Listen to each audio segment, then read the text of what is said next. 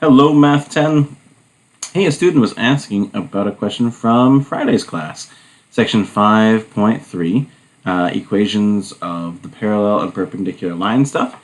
Question 4 and 5 were their questions. They want to know about how do you just go about doing this question. So here's question 4. It says, hey, determine the equation of a line that is parallel to the graph, which means, by the way, that means the slope is going to be the same as the line in that graph. They also mentioned that it's going through this point. So it's parallel to this line, going through this point, and by the way, they want it in standard form. Whoa, it seems like a hard question, doesn't it? So what do? Well, they actually have a form of the line equation that is tailor-made for this situation. It is the point-slope form. I'm just going to open up a Word doc here. I'm going to try and slide this over. It's a little bit awkward, but here it is over here. Let's see if I can get the drawing going on. I'm going to use my finger, I think, because it's otherwise this pen's busted. I can't actually draw, so I'm going to try using my finger. So we got the point slope form of the line equation. Looks like this. It looks like y, I don't have a pen anymore, y minus y1 equals, hey, my finger's probably about as good as my pen. M times x minus x1. That's the point slope form, and it's great when you have a point, which I have right over here, and a slope, which I can find from this graph. If you notice the slope of this graph, it's a rise of 2, run of 3. So that means my slope is 2/3. So I can put that in for m. So it's 2 over 3. And then how does the rest of this stuff work? Well, you just take your points. So I have y minus the y coordinate, which is -2. So y minus -2 is +2. And on this side I have x minus 4, because it's 4.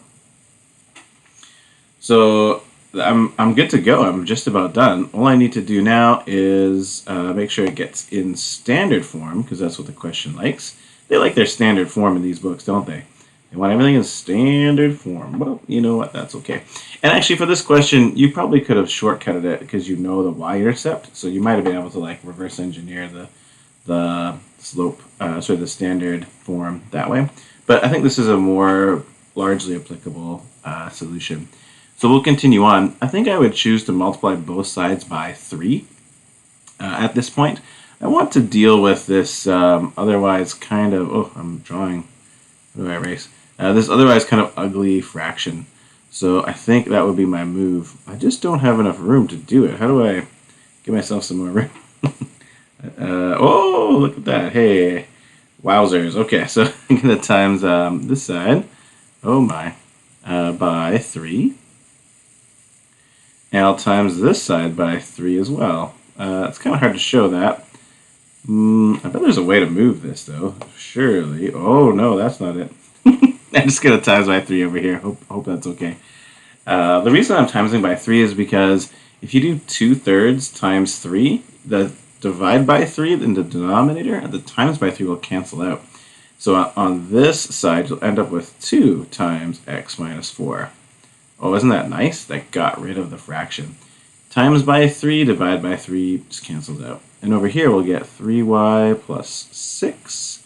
Don't forget you have to distribute in the 3. And I guess I have to distribute in this 2 as well, don't I? So that'll be 2x minus 8 equals 3y plus 6. So now I'll just move my x's over to one side and my y and my numbers to the other. Actually, you know what? I think I'll move my y's. Why? Because x has to be positive, the number in front of x, I should say, the coefficient.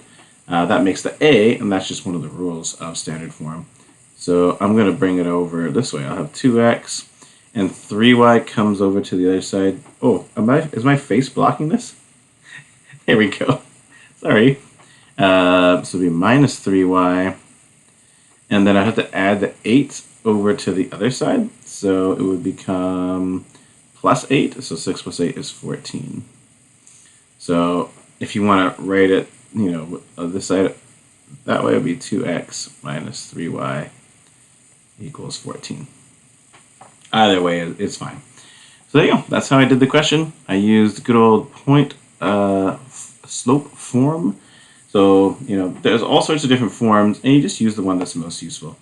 Did you have to do it this way? No, there's definitely other ways you could have done it, especially A. There's actually like 3 different ways. You could use just about any of the forms. I would say that getting into C, though, I would definitely use the point slope form because I can't really read what that intercept is from the graph. It's just not very clear. So that's the story there. For question 5, just so you know, it's the exact same idea. You're going to do the same type of thing with a probably point slope form, but these lines are supposed to be perpendicular, which means that the slope isn't like in 4 you just read the slope off this graph and went from there. Here you're going to take the negative reciprocal in order to solve for it. So everything else is going to be the same, but you need to first find the slope and then take the negative reciprocal.